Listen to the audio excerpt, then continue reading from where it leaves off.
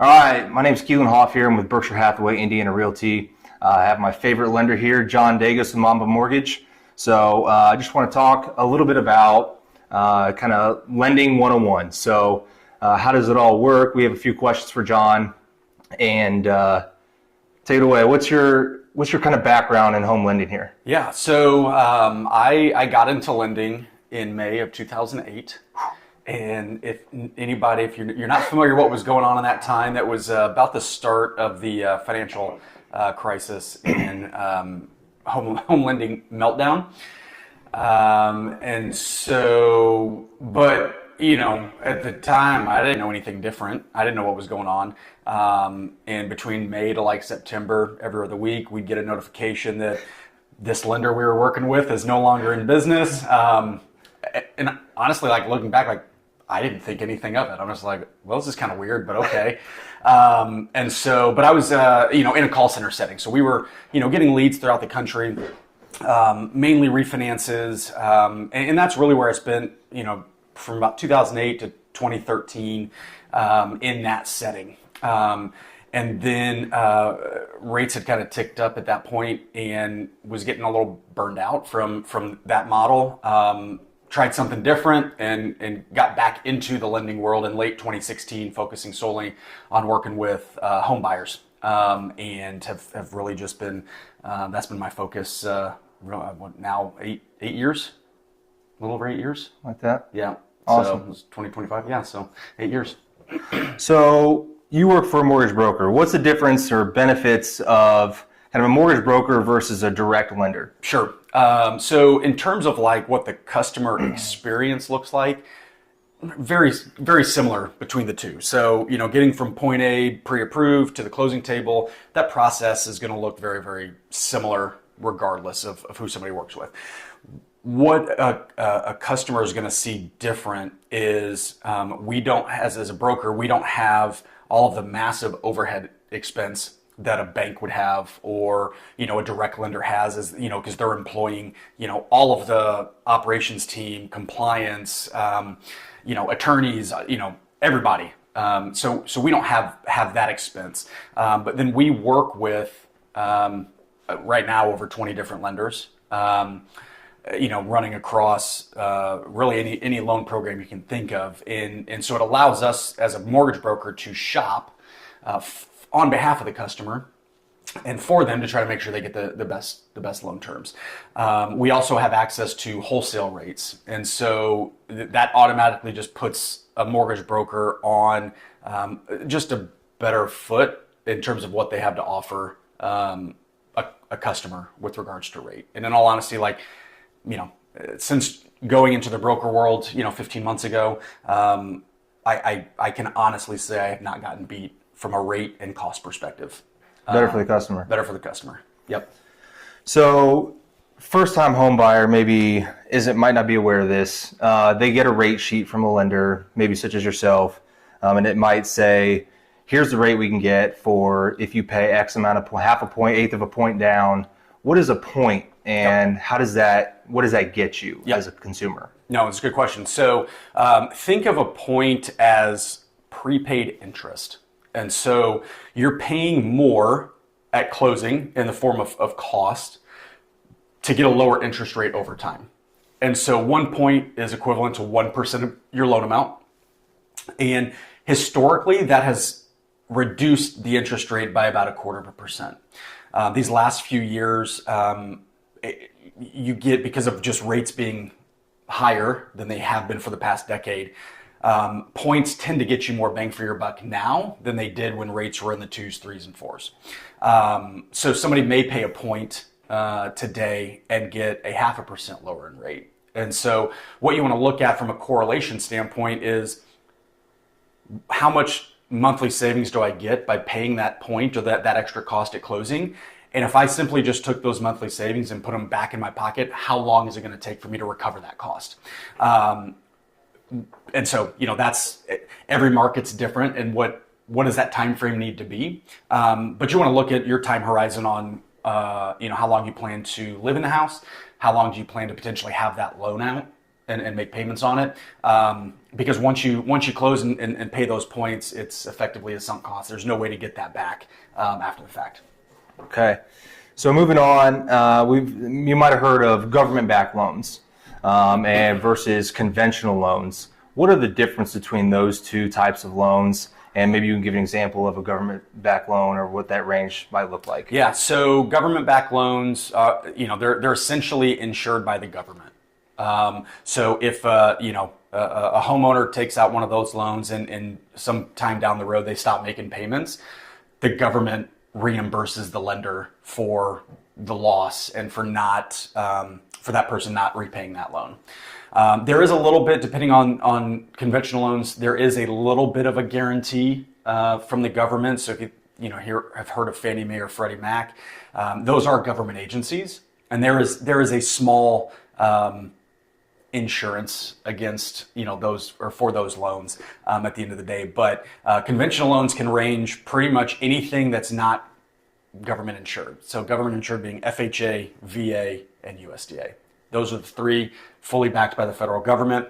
And then conventional is pretty much everything else, even if it doesn't follow Fannie Mae or Freddie Mac guidelines. Cool.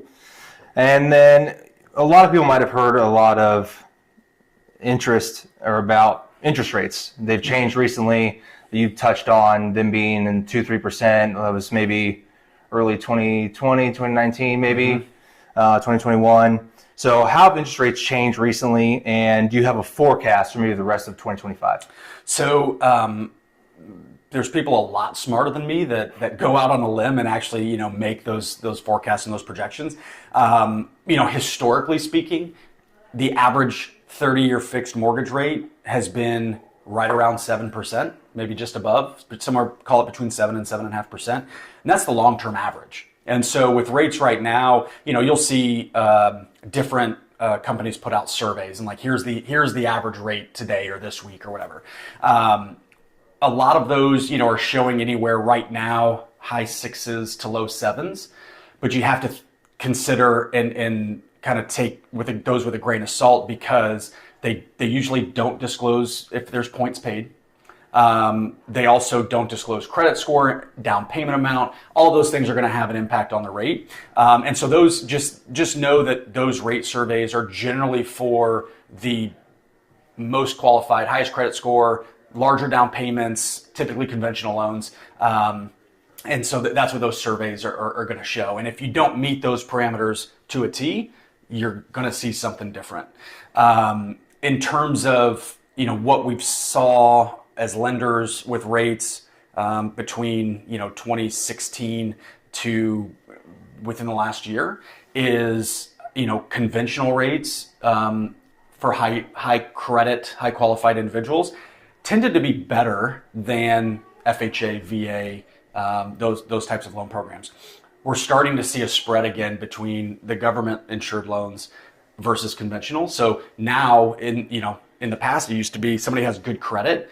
We wouldn't even consider FHA, VA, USDA because conventional would give better terms. Now, somebody that's got a 720 credit score, they may see a 0.5% to 1% lower in rate on an FHA loan versus conventional. And so then it really is like, what's going to make the most sense for them at this specific time. But that correlation, at least from what I'm seeing, is no longer holding true. People can start to get much better terms on FHA and VA loans in comparison. And we'll revisit that topic as well later in this interview. So some people might have heard as well, cost of interest rates versus closing costs. Those might vary per lender. Should they be more concerned about one over the other, or how do those vary? Can you shed some light on that? Absolutely. So with every loan closing, whether it's a refinance or somebody's buying a house, there's a set of costs that somebody's going to incur. So those things are going to be non-lender related. You've got an appraisal fee, a credit report fee. You've got title company that does their work. The county charges to record the mortgage and the deed. You're going to have to set up an escrow account if you want to escrow for taxes and insurance. So all of those things are pretty much, they're going to be the same. regardless of who you work with. They're specific to a property, to a transaction. But lenders, we don't know what that's going to be specifically or to a penny until we are working with the title company that's being used. So lenders are going to estimate those items. But just know that if you see some variation, at the end of the day, those sections, those line items are all going to be the exact same. Where you see differences from lender to lender is in on a loan estimate, section A. It's origination charges, lender fees. You'll typically see underwriting fee or a processing fee or both. If you're paying any points, you'll see that in there. That section can vary rather drastically from lender to lender. It depends on how does that lender operate. Are they solely trying to show the best rate possible, but the costs are going to be significantly more? Are they trying to show the least amount of cost possible? But you as a consumer, you have the ability to have a conversation with your lender to say, hey, I don't want to pay that many points, or I don't want that much cost. What does it look like at a higher interest rate, or vice versa? So, but yes, that can vary rather drastically from lender to lender. So you touched on this a little bit, kind of FHA versus conventional loans, the rate difference, things like that. Are there certain mortgage products that are more popular right now, or you might recommend based on the current market conditions? And then, like I said, let's go back to how FHA rates are a little bit lower than conventional and when those might be more beneficial to a certain borrower. Sure. So FHA was created for lower credit score, lower down payment customers. Then Fannie Mae and Freddie Mac were introduced, I don't know, late 80s and sometime in the 80s, and started coming out with lower down payment conventional products. Whereas in the past, you went to a bank and got a mortgage, you're putting 20% down. And if you didn't have 20%, you had to go with FHA or VA or some other program. Whereas now the conventional loan, you can get as little as 3% down as a first-time buyer, or if your income meets certain thresholds, you have the ability to put less down. That said, if someone's putting less than 20% down, and I'll say credit score is under 680, you're 9 times out of 10 going for FHA or VA, if you're a veteran and eligible for that. Same with USDA. If someone's got a credit score, that's higher, they're putting a larger down payment down, conventional is likely going to be, the best option.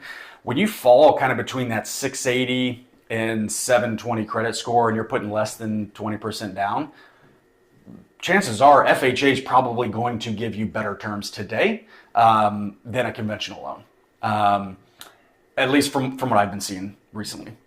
So, awesome. So we saw, looking back at last year in 2024, it looked like the average down payment was around 15%. You just touched on lower down payment options for both FHA, all these other government-backed loans, as well as conventional. So is that 15% common? What are the kind of pros and cons of higher and lower down payment options? Yeah, so, I'm going to trust the data that you found. It's hard for me to kind of say what's the average down payment, but that probably, I don't know if that included, investors buying rental properties or... I think so. I think it was a national average. So that's probably accurate because you factor some, that group of subsegment of buyers are probably putting 20-25% down or more. And then you got, first time buyers that are maybe putting less, 10, 5, 3% down. So that's probably, that's probably accurate. In terms of, and I completely, spaced what the question was. Pros and cons of higher, lower down payment options. So pros being you have more equity from the start. So should something happen and you have to sell a house, you can without potentially losing money, or at least coming to the table with money. Your payment's going to be lower as a result because you're putting more money down. The cons being, if that 15% is, it's all the money you have in your, bank account. Now you have nothing left over should something come up. Water heater goes out, furnace needs to be serviced or whatever. my advice is always, don't use all of the cash that you have on hand for those reasons. If something comes up, you've got, you at least have some money set aside for the unexpected. Is that kind of vice versa for lower down payment options as well? So you're putting a little less down, less equity, but you have more cash for reserves, things like that. Yeah, potentially. Yeah, they were really putting less down. I mean, it's, if someone's very payment specific or, we're very tight on guidelines and getting approval or not, someone may have to put more money down in order to make everything work. But yeah, really, putting less money down, the big risk is if something comes up in the short term and you need to sell the house, the chances of being able to walk away without having to pay money out of pocket at closing. That's to me the big risk on the lower down payments. And so you're getting ahead of me on a lot of these. We're touching on a lot of them again, but credit score trends. What are you kind of noticing among approved borrowers? You mentioned guidelines a little bit. Maybe you can go over that. And then how can someone position themselves for the best rate? Yep. So credit score trends, I mean, from what I've seen, I feel like credit scores have improved kind of from what we've seen in terms of at least surveys on what's the average credit score for a home buyer. It is higher than I would have thought it'd be. I want to say it's over 700. Wow. That said, we've got access to a couple lenders on FHA and VA that'll go down to 500. And it's one of those things. So like those programs are out there. Most lenders are going to say 580 is kind of the cutoff from a credit score standpoint. Conventional will not go below 620.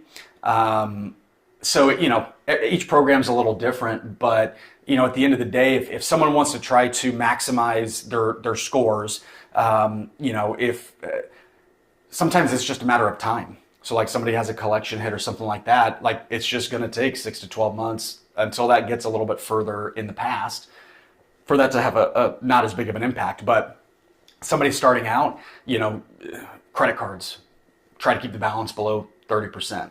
And even if you pay it off, if the statement generates showing, you've got a $1,000 limit and you've got a $900 balance, but you turn around on day one and pay $900, your score is still going to drop because at that specific point in time, you're showing that the card's pretty much maxed out. And then if you don't use it, your score could then jump 100 points because that balance is now less the next time the statement cycles.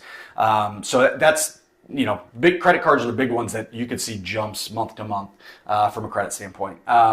Paying bills on time, late payments, you're going to see a pretty heavy hit just for one late payment. Now, that impact tends to go away much quicker. So, you have an oversight, you miss a payment, you make it, and then probably 90 days later, your scores are probably back very close to what they were before, if it's just one. But if it's, a consistent late payments, collections, things like that, that's going to, unfortunately probably take quite a bit of time to try to get scores bumped higher from a qualification standpoint.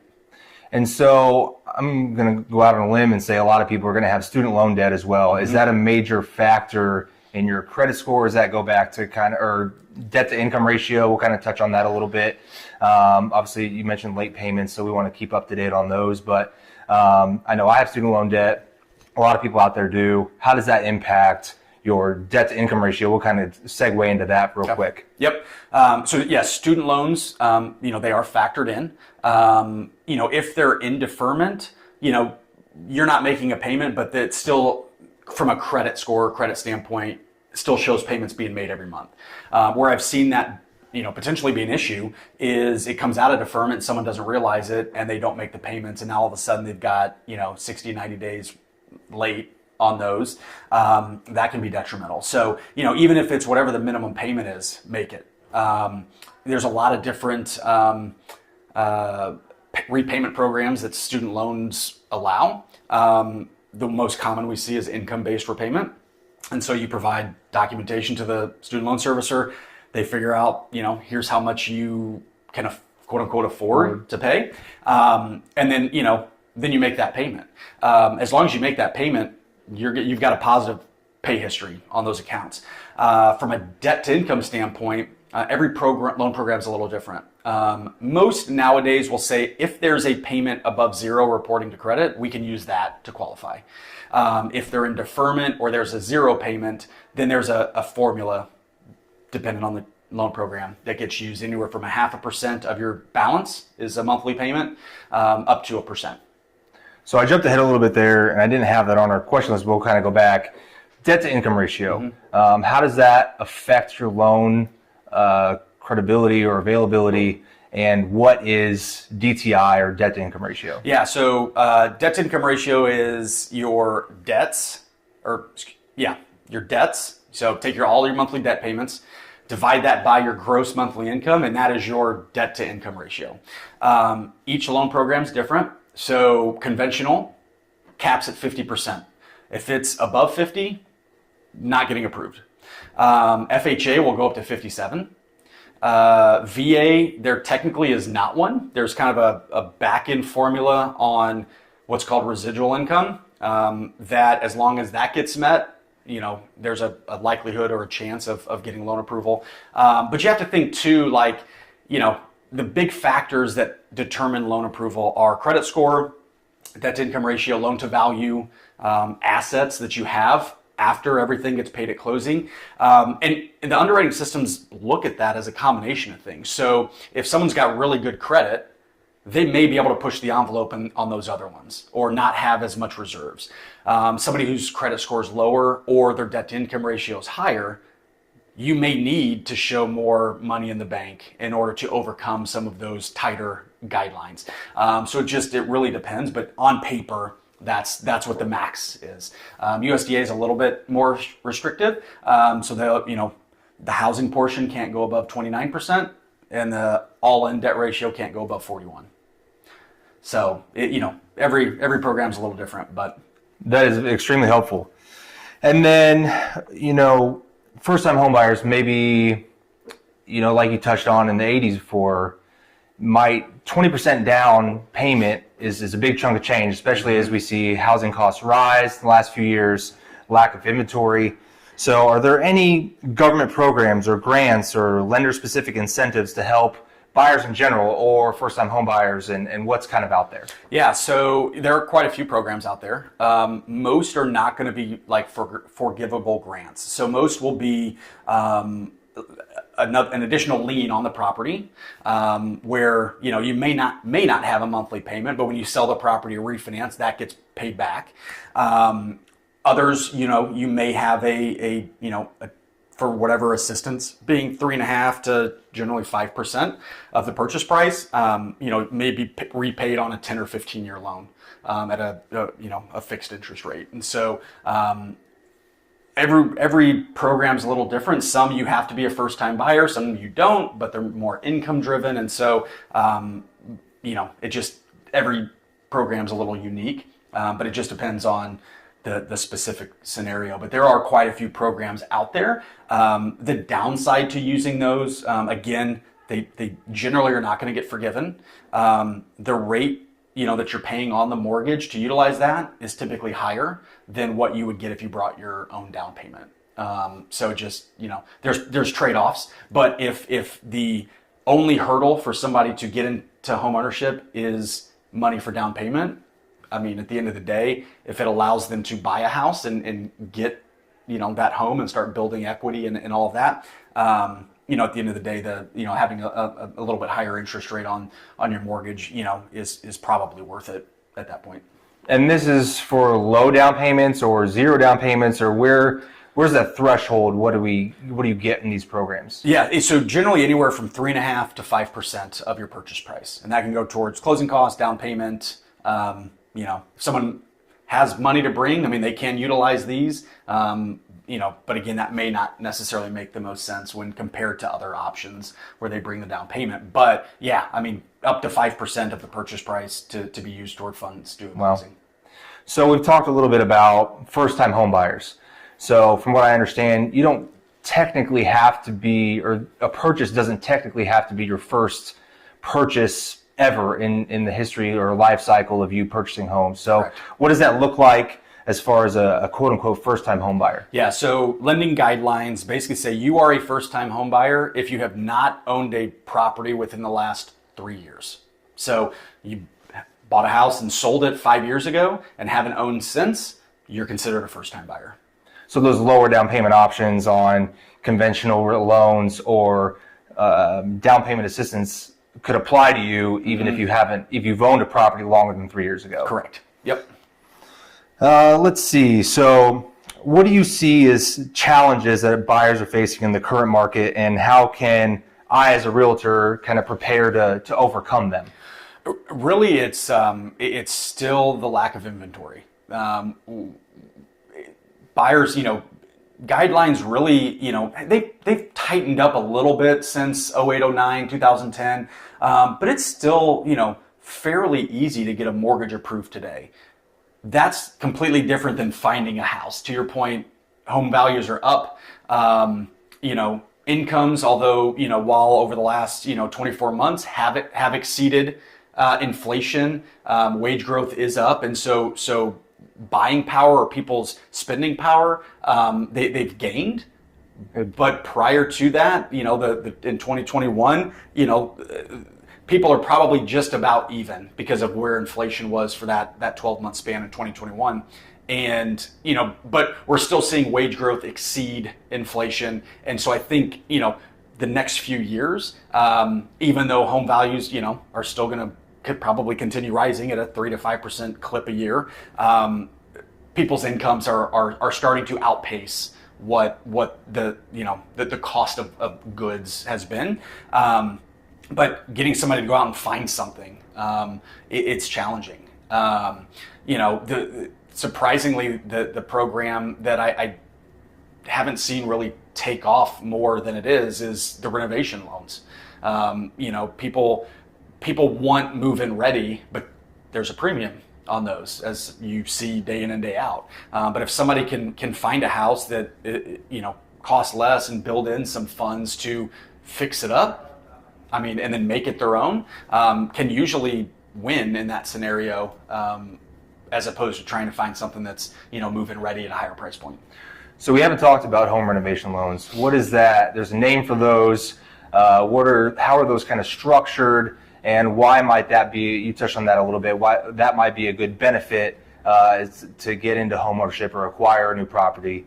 But how do those differ? What does that loan program look like? Yeah. So each program, or conventional FHA, VA, USDA, they all have their version of a renovation loan, and they all function the same. So you're buying the house, but you're also going into it saying, okay, I need to update the kitchen or the bathrooms, or the flooring or windows or whatever it may be, and you're getting a bid on what is that going to cost.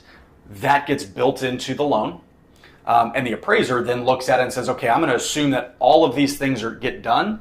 What is the value of the home after that, after those updates get completed? And that's what the appraised value is based on. So it's not based on what you're buying it today. It's based on what is it going to be worth when the house gets updated. It's one loan. And so, the purchase and the rehab funds all get, it's one loan, one monthly payment. You can usually build in, 3, 6, sometimes up to 12 months worth of payments into the loan in order to make those. So if you are renting and waiting for the house to be fixed up, you're not making 2 payments. It takes time for that to happen, Yep. obviously. And so, but so that's what they look like. And then, as the work gets finished, the lender's going to send somebody out to basically make sure that the work's getting done based on the, They're giving you the money for it, right? And then they'll disperse that money directly to the contractor. And so you as the borrower, you as the homeowner, you don't have to worry about handling that money. And, it's really for your protection too. The lender's, not only looking out for themselves to make sure that they're not giving money for stuff that's not being done, but that protects you as the buyer too, because you know that the contractor has to do what they say they're going to do in order to get paid. Right. So as far as loans go, you touched on this a little bit in the beginning, refinancing. Do you still see that as a common strategy in this market? And then are most homeowners kind of staying locked into their current rates? We know we talked a little bit about rates dipping into the 2, 3, 4%. What are you seeing now? So yeah, refinances are down. I mean, significantly from where they were in 2020, 21, 22. People that have bought in the last 24 months, I would have thought would have had a chance to refinance by now. Really hasn't been the case. Rates have stayed elevated. They really haven't come down in any meaningful way. But I think, over the next few years, that's probably going to be different. I think, rates this year, a lot of people are forecasting really not to see much change at all. So still in that kind of high 6, low 7s through 2025. But that's assuming everything kind of stays as it is, right? There's a lot of geopolitical tensions. We don't know, if the economy doesn't keep chugging along and we enter a recession. All of those things can play a role on mortgage rates and will play a role on mortgage rates. And so, if everything kind of holds true, we're probably looking, maybe some improvement, but nothing significant. But if there's some sort of event that occurs, probably we'll see rates come down at a much faster pace. And if that happens, then yes, people can refinance and, really the process is going to be very similar to when they bought the house, aside from having to bring money to closing. So get an appraisal done, there's still third-party costs that can get rolled into the mortgage. But yeah, at the end of the day, look at it and say, does refinancing make financial sense? Just because the rate goes down 0.5% doesn't necessarily mean it's worth doing. So that's just, those are conversations that get had between the loan officer and the customer. And, just got to figure out, at the end of the day, does it make sense to do? Awesome. So that wraps up what we're doing here, kind of our home buying 101, lending 101 here. So how can someone reach you, a potential buyer, and get a hold of you to try and get the process started, put in an application, and do all that? Yeah, so pretty much I work from my cell phone. So phone number is 317-439-7313. Email Jon, Jon, at mambamortgage.net. We also have a secure online portal to submit applications, submit documentation. So that's something that I can text or email over, or we can hop on the phone and knock out the application that way. Awesome. Well, I just want to say thanks for your time, and we'll post a video. I'll post those links and all that in the comments, and we're happy to get you guys started. Thanks for your time.